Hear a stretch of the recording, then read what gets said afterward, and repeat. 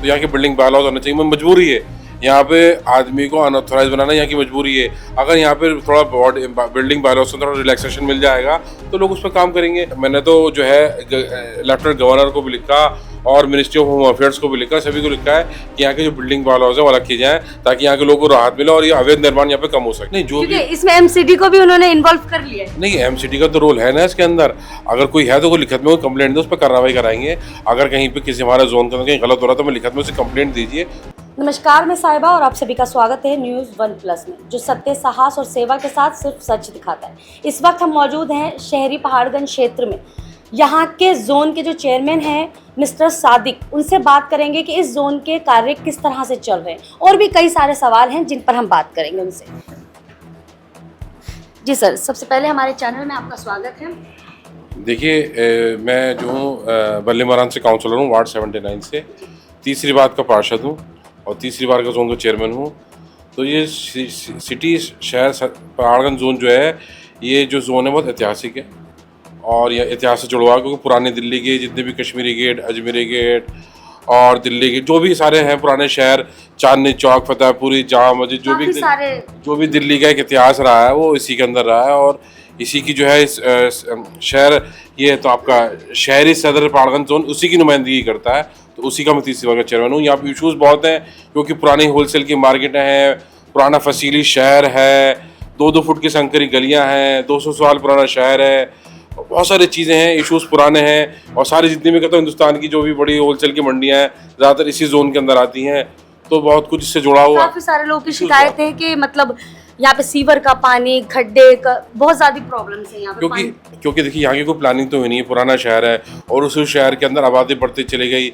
जिस गली की आबादी 200 की थी, उस गली की आबादी 2000 की हो गई। उसी तरह आबादी बढ़ती चली गई और वो जो है ये मतलब दिल्ली डेवलप होती चाहिए और होता चला गया ऐसा। जी सर, मेयर चुनाव है बहुत जल्द, आपकी पार्टी से अभी तक किसी ने नाम? देखिए, ये तो पार्टी का स्टैंड है। पिछले दो बार से हमारा आम आदमी पार्टी का मेयर रहा, लेकिन और ये तो पार्टी का स्टैंड है। इश्यूज रहे होंगे, कुछ ना कुछ बात रही होगी। जो भी पार्टी का स्टैंड है, पार्टी लाइन के साथ है। मैं जो पार्टी का डिसीजन होगा हमारा डिसीजन है। इतने लंबे समय से आप इस पार्टी में हैं सर, क्या क्या चुनौतियों का सामना करना पड़ा, मैं वो जानना चाहती हूँ। देखिए, ये जो मैं इस पार्टी से तीसरी बार का पार्षद हूँ, शायद दिल्ली में तीसरी बार का पार्षद इस पार्टी से कोई नहीं है। ये जो है संघर्ष की से निकली हुई पार्टी है। इसने बहुत उतार चढ़ाव देखे हैं। 2013 में, 2012 से इस पार्टी की स्टार्टिंग हुई, या 2013 साल पुरानी पार्टी है। मैं तो कहता हूँ हिंदुस्तान की सबसे छोटी पार्टी और सबसे ज़्यादा जल्दी नेशनल पार्टी बनी है हमारी आम आदमी पार्टी। इशूज़ हैं, थोड़ी दिक्कतें हैं, इस बार विधानसभा नहीं आ पाए, अगली बार ज़रूर आएंगे। लेकिन इस जोन के लोगों का प्यार आपको बहुत मिला? नहीं, जोन का है, क्योंकि यहाँ के इशूज़ जानता हूँ, क्योंकि मैंने यहाँ के इशूज़ जो है बहुत उठाए भी हैं, चाहे मार्केटों को लेके हों, लोग रिहाइश वालों के हों, जो भी इशूज़ रहे उठाए बहुत है, इसलिए लोग यहाँ से लोग बहुत मुझसे मोहब्बत करते हैं। सर, एक सवाल है जो मेरे दिमाग में घूम रहा है। जोन में आपने देखा होगा दिल्ली में अवैध निर्माण बहुत ज़्यादा चल रहा है।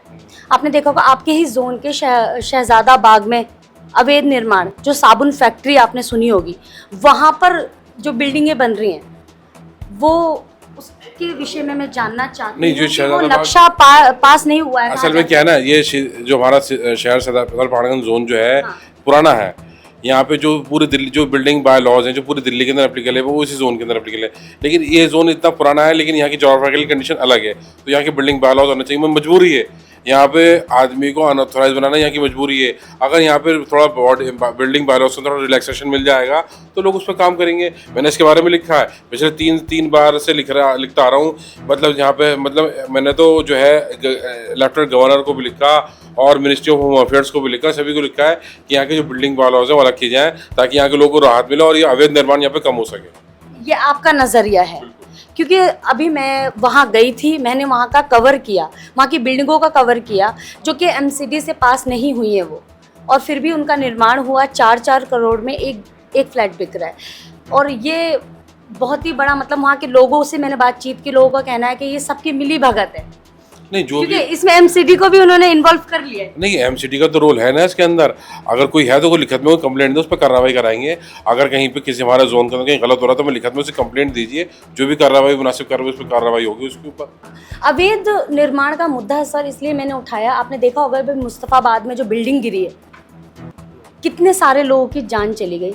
लेकिन ये बिना नक्शा पास किए जो अवैध निर्माण हो रहे हैं, अगर कल ऐसा कोई हादसा हो जाता है तो उसकी जिम्मेदारी कौन लेगा?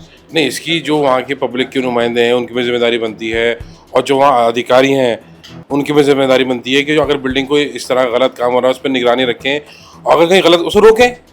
ये तो निगम के अधिकारी सबकी जिम्मेदारी बनती है, हम सबकी जिम्मेदारी बनती है कि अगर इस तरह की कोई जो है गलत काम हो रहा है उसको शिकायत करो और उस पर एक्शन दिल करवाओ। बहुत बढ़िया। देखा आपने, ये मिस्टर सादिक जी थे जिनसे मैंने कई सारे सवाल किए और उन्होंने उन सवालों के बखूब होकर बहुत अच्छे से जवाब दिए और बहुत ही तरीके से बताया कि मैंने इस पर टिप्पणी की है और मैंने सवाल भी उठाए हैं।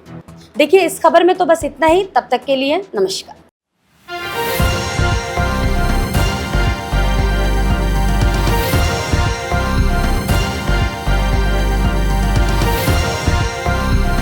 आप देख रहे हैं News One Plus, हर वक्त हर खबर।